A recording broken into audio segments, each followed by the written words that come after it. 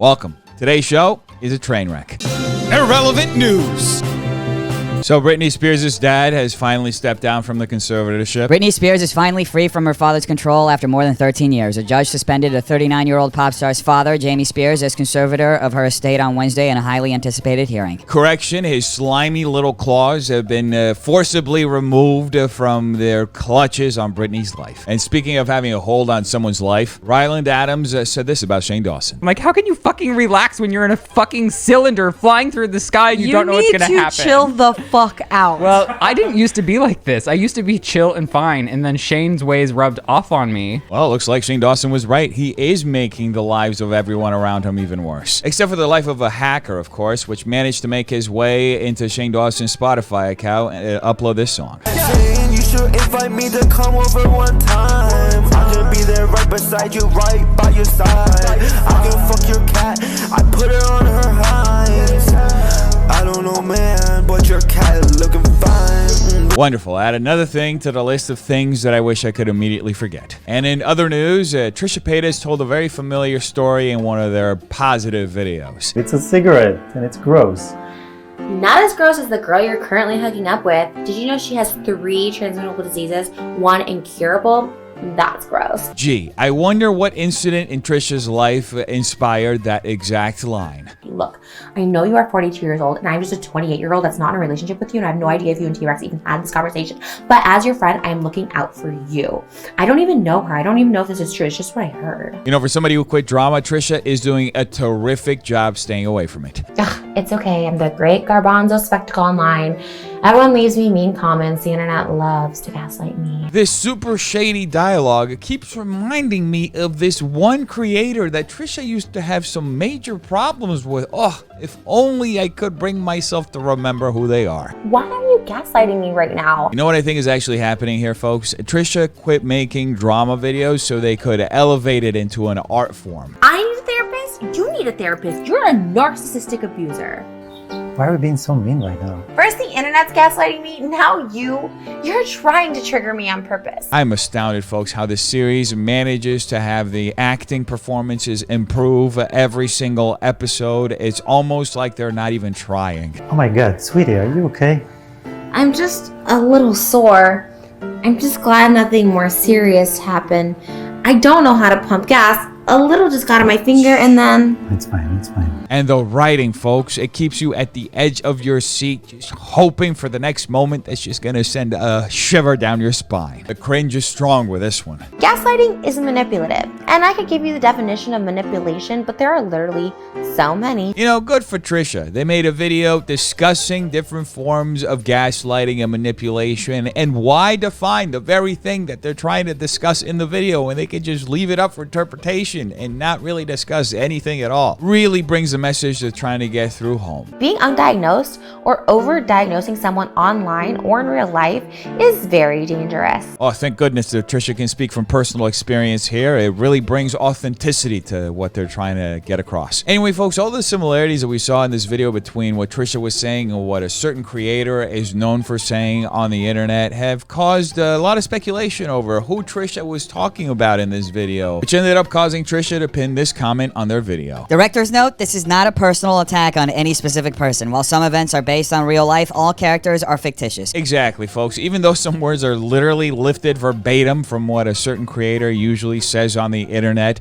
they have absolutely nothing to do with that certain creator, even though many of the situations presented are literally what the creator is known for doing on the internet. It has nothing to do with that creator, and everything else is just a figment of your imagination. I am the fucking victim. Really not sure what any of that has to do with what we just saw in Trisha's video, but okay. And in other news, Shiloh Walker uploaded a 49-minute video yesterday exposing her ex-boyfriend and the father of her daughter, Landon McBroom, who's Austin McBroom's little brother, for allegedly being abusive, physically abusive, trying to steal money from her, as well as even trying to kidnap her daughter. Landon and I, we broke up. He was abusive, physically, verbally, emotionally, you name it, our entire relationship, which he's admitted to. I want to be truthful, I want to be honest. Definitely more toxic and causing more fights. Sometimes verbally, abusive. You know, it seems more and more that nowadays all you need is a camera and a YouTube channel for an idiot to just air themselves out. I have a text message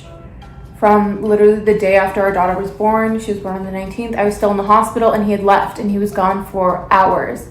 Hours upon hours upon hours. I'm like, where are you? What are you doing? Where are you? Where are you? You know, and he basically says like, I told you I'm coming back later. You know, it's a great sign when a father has better things to do than to see his literally newborn daughter and spend every second that he can with that little precious gift of life. And every schmuck from LA to New York can relate. I was carrying all the weight around previous to him getting sick. I was doing everything from 100% baby to most of the work, handling all the bills, all the finances, doing all the housework, all the laundry, everything for the dogs. Wait a damn minute. Are you trying to tell me that the McBrooms like to be babied around like they're grown-ass children? I mean, when you think about it, it actually makes a lot of sense why he had no interest in his child, because he can only take care of one child at a time, and that includes himself. I said, like, what are we doing? Are we going to be together? Like, I don't understand. I don't understand. And he was like, well, I want to do whatever, like, the F I want to do. These are his words. I want to do whatever the F I want to do. I want to live like my brother. I want to be like my brother. Oh, I get it. He wants to be an alleged serial liar, scammer, and cheater who is on the verge of losing his home and is being sued for over $100 million by literally half of the world right now. Looks like he's got his head in the right place. I was really upset that day, and he came over to me. I was sitting on the bed. He was sitting across from me, and he came over, and he began hugging me and kissing me and saying, like, I love you. It's going to be okay. Like, it's going to work out. And I'm like, don't say these things if you don't mean them. Like, I'm broken. He's like, no, I mean them. And just, like, and so I was like, maybe, like, he does love me. Wait a minute. They're actually working things out well? It seems like things are turning around, folks. That night, I was just on my phone in bed, and I came across his Instagram, and I was like, well, he has no pictures on here. He deleted every picture of him and I, and he posted something on his story along the lines of like, who wants to go on a date or something. Well, leave it to a McBroom to fuck everything up by thinking with the tip of their dick instead of doing the decent thing. By the way, this was pure accident, but it was actually good that we watched that Trisha Paytas video about manipulation, because this entire video by Shyla is sprinkled with all sorts of gaslighting and manipulation from Landon and literally everyone in his family who is going to start getting involved. He was not contributing financially in any way. The YouTube was the only thing that he was contributing financially to. I was paying his entire boxing career, the other half the rent, all of our cars, his McLaren, all of our employees. This makes absolute sense now, folks. This guy's a fucking bum. That's why he was stealing all those pictures from Pinterest and Tumblr and trying to pass them off as though they were his own luxurious lifestyle. I was the breadwinner. I always made more money than him, but I never looked at it as my money. Like I said, like it was for a team effort. He said that he was going to continue to try to make money, but he would pay me back after his fight. When he got paid from that, then he would pay me. So you're telling me that Austin McBroom and his family didn't only scam the fighters and the business partners and literally everybody else involved with the fight, they also literally scammed their own family? Just when you think their level of scumminess can't get any scummier, it literally reaches the bottom of the toilet bowl. Anyway, folks, Shyla went on to describe the events that happened leading up to the YouTube versus TikTok boxing event that the McBrooms were producing in Miami. So they had like canceled me off the trip without saying anything to me. And she said, well, just Soul's going. Like I have a ticket just for Soul. And I thought that was really like strange. My intuition was like going crazy. And I said, you know what, Nicole, her dad and I are still like trying to figure that out. We'll let you know when we come to like an agreement. Shyla just described how Austin and Landon's mother, McCall, allegedly tried to pressure her into allowing her young daughter to go to Miami for the boxing event, even though Shyla was no longer invited to the event. And this is where we start seeing Landon's family and friends, specifically Landon's mother, get very involved in the situation and slowly escalate and get completely out of control. Specifically in a situation that followed that very phone call with Landon and Austin's mother, when Shyla ends up walking in on a conversation between Landon and his mother, McCall. I went in there and he was ushering me for me to leave, go, but I could hear whoever's on the phone was like yelling. So I said, no, I'm not going. And I realized the voice was his mom. He had it to his ear and I could hear her screaming. And she was saying, I don't care if she doesn't like it. We're going to take her anyways with us. Well, that is a whole new level of fucked up. You know, usually both parents are part of the process of decision making for their child, and Both parents are usually responsible for the upbringing of that child, and to think that you can just override the wishes of one parent, especially when the other parent appears to be negligent and barely even there, it has to be one of the most audacious things that I've heard in a very long time. I realized they were talking about my daughter, taking her to Miami. And I said, McCall, I can hear you. How dare you? I can hear you. And Landon quickly hung up the phone. He said, that's not what you heard. Like, that's not true. You're crazy. You didn't hear that. Now, according to Shyla, this wasn't the only time that Landon McBroom's mother allegedly got involved in this situation. Shyla goes on to describe how she and Landon allegedly arrived at an agreement where Landon would take out a loan in order to pay back Shyla for all the money she had invested into his career and basically paying for his lifestyle, right? So Shyla goes on to explain that Landon's mother at one point hacked into her bank accounts. His mother was sending him exact amounts of what was in my account. They had went through my personal information, and she was logged into my personal business banking accounts completely separate from Landon, which is extremely illegal, by the way. They were plotting on how to take my money. I do this for a living. I watch a lot of these exposed videos all the time, but it's been a very long time since I've gotten such an unsettling feeling listening to somebody describe all the fucked up shit that other people did to her. And oh my goodness, it gets worse. By the way, trigger warning moving forward, that shit gets very serious. Out of the corner of my eye, I saw Joe walk with Soul onto the street, leave the front yard and go onto the sidewalk. Instantly, I was like, no, because, you know, the day before, I'd heard that conversation with his mother. So I'm like, keep my baby in my vision all times.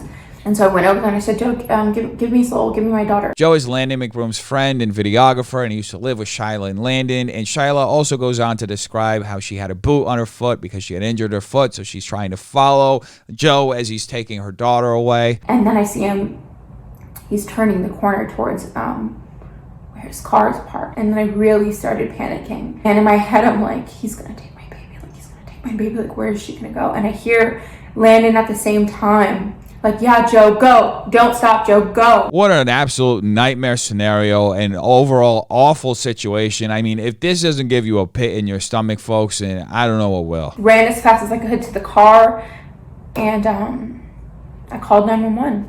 I called 911 and I said, like, they're kidnapping my baby. Like, please help me. Like, and I ran back as fast as I could to Joe, and I gave a description of what he was wearing, and I put it on speaker so that he would know I was really calling 911. Shyla goes on to say that she also gave Landon's description to the police, and then this is the response you got. The dispatcher told me that if there was no custody agreement or emergency protection on the child, that they couldn't come.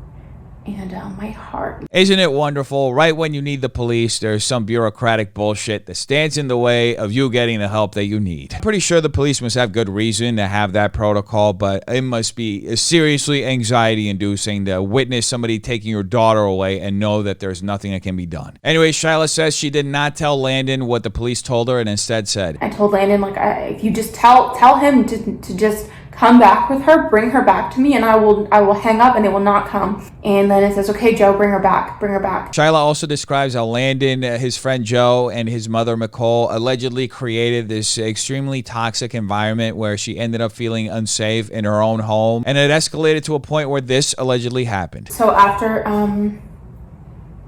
he assaulted me for the last time, well, physically assaulted me for the last time, I was like, F this. You know, thankfully, Shyla decided to get herself out of it because a lot of people find themselves trapped in that kind of situation, have a hard time pulling themselves out of it. Sometimes they never do. My attorney came over and he said, does he have any weapons? Yeah, he has 2 guns. Like, he was like, do you know where they're kept? And I said, yeah. He said, go upstairs and check. And I went upstairs and there were no guns. That started a big panic for me. Like I said, I need to get a restraining order. This was such a heavy video to watch. I tried to share with all of you the highlights, if you can call it that, of the video, but it is just absolutely remarkable just how far Landon and his mother specifically went to literally antagonize the mother of his child. I mean, I don't understand why people have to be that nasty in a situation like this. And the fact that other family members, including Austin and even Catherine, were making some really shady posts about the whole situation as it was unfolding just adds a whole new level of toxicity, because you're literally opening up your family member to bullying from your audience as all this bullshit is happening. But I mean, we've seen so much bad shit come from this family over the past year that honestly, I'm getting to a point where nothing else surprises me. In fact, it's so disgusting that I'm honestly starting to have second thoughts and wishing that Bryce Hall was a better boxer and had actually knocked out Austin McBroom, because holy fuck, this family is shady. And now a palate cleanser.